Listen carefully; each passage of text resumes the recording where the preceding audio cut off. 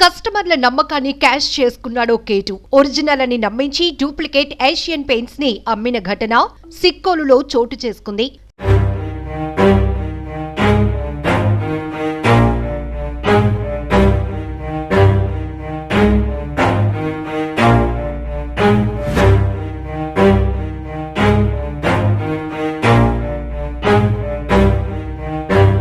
శ్రీకాకుళం జిల్లా ఇచ్చాపురం మున్సిపాలిటీలో Ramdev paint shop లో ఏషియన్ పెయింట్ పేరు చెప్పి కల్తీ పెయింట్స్ తయారు చేసి విక్రయాలు చేస్తున్నారు. ఈ విధంగా ఎంతో మంది పట్టణ ప్రజలతో పాటు వివిధ గ్రామాల ప్రజలు కూడా మోసపోతున్నారు.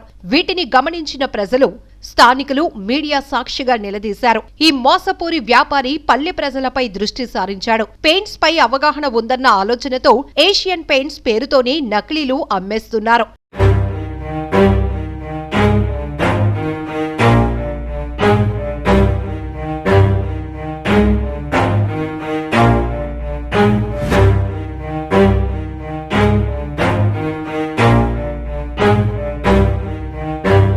దీంతో పాటు మరికొన్ని వస్తువులు కూడా నకిలీవి అమ్మకాలు చేస్తున్న పరిస్థితి.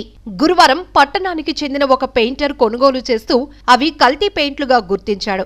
ఒరిజినల్ పెయింట్స్ కావని షాపు యజమానితో పెయింటర్ ప్రశ్నించగా ఒరిజినల్ అంటూ పెయింటర్ తో వాగ్వాదం చేశాడు. దాంతో సదరు పెయింటర్ ఏషియన్ పెయింటర్ డీలర్ ని సంప్రదించారు. ఆ డీలర్ పెయింట్ మరియు వస్తువులను పరిశీలించి ఒరిజినల్ కావని నిర్ధారణ చేయటంతో అసలు బండారం బయటపడింది. దీంతో బెంబేలెత్తిన షాపు యజమాని వెంటనే పెయింట్లను మార్చి ఇచ్చాడు.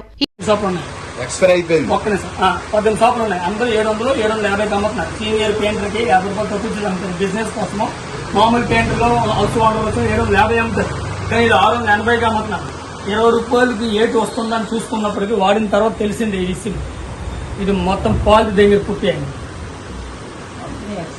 ఒక పుట్టి వాల్ కేర్ అనేది 6 months వారంటీ. ఇది 2023 ఆగస్టు అక్టోబర్. ఇది ఇవన్నీ అంటే అంత ముందే దీని ఎక్స్పైర్ డేట్. ఇది ఇప్పుడు ఈ బ్యాగ్ వేస్ట్ అయిపోయిందంటే నాకు రిటర్న్ కావాలి, నాకు రిటర్న్ ఇవ్వను, ఎంత వెయిట్ ఉంటే అంత డబ్బులు ఇస్తాను అన్నాను. ఆ ఒక్క కారణం పట్టుకుని ఇతనికి ఫోన్ చేశాను. ఇదే కాదు, ఇంకా కొన్ని పెయింట్లు కూడా కల్తీయే. ట్యాము బెల్లిపడ పెయింటర్ శామ్ అందరూ తెలుసు. ఏమైనా మీకు తెలియదని ఇంకేంటి 16 మంది 20 మంది స్టాఫ్ ఒక మెయింటైన్ చేసుకుని ఒక స్టాఫ్ కు ఒక ఓనర్తో 20-30 వేల రూపాయలు అడ్వాన్స్ తీసుకుని నేను ఎందుకు ఇలా మాట కాయాలి? 10 సంవత్సరాల నుంచి సర్వీస్ చేసినందుకు నేను మాట కాయాలి? చెప్పండి మీరే. ఈ రామ్దేవ్ పెయింట్ షాప్ వద్ద ఏషియన్ నకిలీ పెయింట్లను మరియు ఇతర వస్తువులు కొనుగోలు చేసిన ప్రజలు ఎంతో మంది ఈ మోసగాడి బారిన పడ్డారు. ఇలాంటి షాపులపై సంబంధిత అధికారులు దాడులు చేయకపోవటం వీళ్లు మరింత విచ్చలవిడిగా మోసాలకు పాల్పడుతున్నారని బాధితులు వాపోతున్నారు. ఇప్పటికైనా సంబంధిత అధికారులు దాడులు జరిపి కల్తీ పెయింట్లను అమ్మకాలు జరుపుతున్న షాపులపై దాడి చేసి చర్యలు తీసుకోవాలని కోరుతున్నారు. అప్పుడే ఇటువంటి ఘటనలు పునరావృతం కాకుండా ఉంటాయంటున్నారు.